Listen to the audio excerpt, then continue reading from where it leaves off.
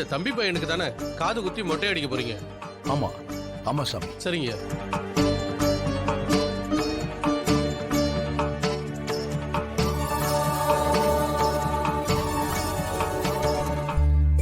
ஐயா, பூ போட்டு பார்த்து கருப்பங்கிட்ட உத்தரவு கேட்டலாமா?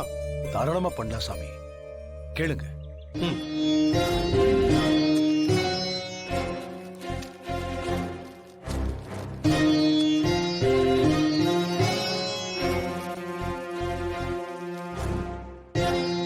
மஞ்சப்பூவும் சிவப்பூவும் வச்சிருக்கீங்க. மஞ்சப்பூ வந்துட்டா கருப்பை உத்தரவு கொடுத்துட்டான்னு அர்த்தம்யா. ஒருவேளை சிவப்பு பூ வந்துச்சுன்னா உத்தரவு கிடைக்கலன்னு அர்த்தம். தம்பி, நீ தான் எடுக்கணும். சாமியை நல்லா வேண்டிக்கிட்டு இந்த பொட்டலத்துல இருந்து ஒன்னு எடுக்கணும். சரியா? சரிங்க சாமி. அப்பா கருப்பா, உன் உத்தரவுக்காக இந்த குடும்பமே காத்துக்கிட்டு இருக்கு. அவங்களுக்கு ஒரு நல்ல உத்தரவை நீதாப்பா கொடுக்கணும். கருப்பா,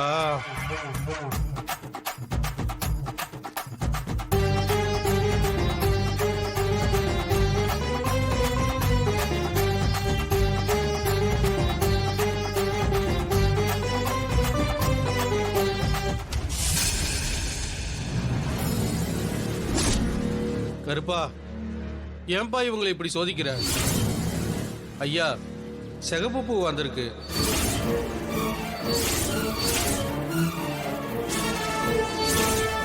ஐயா, சிகப்பு பூ வந்ததுனால கருப்பன் காது குத்துற ஃபங்க்ஷனுக்கு உத்தரவு கொடுக்கலங்கய்யா. இவளால மட்டும்தான். உத்தரவு கேட்கலான்னு சொல்லும் போதே உத்தரவு கொடுக்கலன்னா என்ன பண்றதுன்னு அபசகுணமா வாய வச்சா அதே மாதிரி நடந்துருச்சு. சிவா, என்ன வந்த இடத்துல கோவத்தை காட்டிக்கிட்டு கொஞ்சம் பொறுமையா இரு. நான் யதார்த்தத்தை சொன்னேன், அதுக்கு ஏன் மேல கோவப்பட்டா எப்படி? கொஞ்சம் இருங்க. பூசாரி ஐயா, உத்தரவு எப்போ 3 தடவை போட்டு பாப்போம்ல, இன்னும் 2 தடவை போட்டு பார்க்கலாமே. உங்களுக்கு தெரியாதது ஒண்ணு இல்ல, இந்த கோயில்ல அப்படி ஒரு வழக்கம் இல்லமா.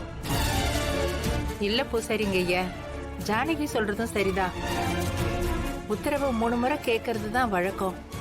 நீங்க போட்டு பாருங்களேன்.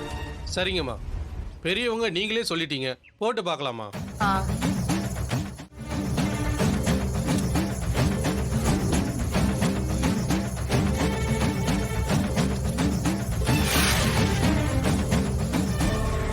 மஞ்சள் பூ.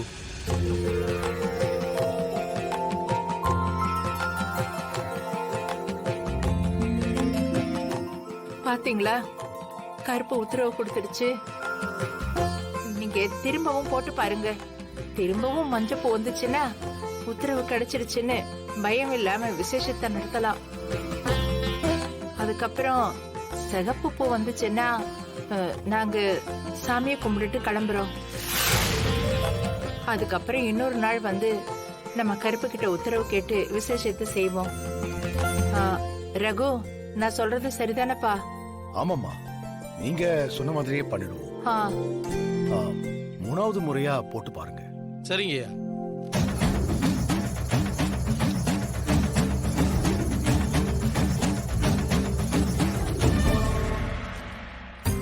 அம்மா, உத்தரவு கிடைச்சிருச்சுமா.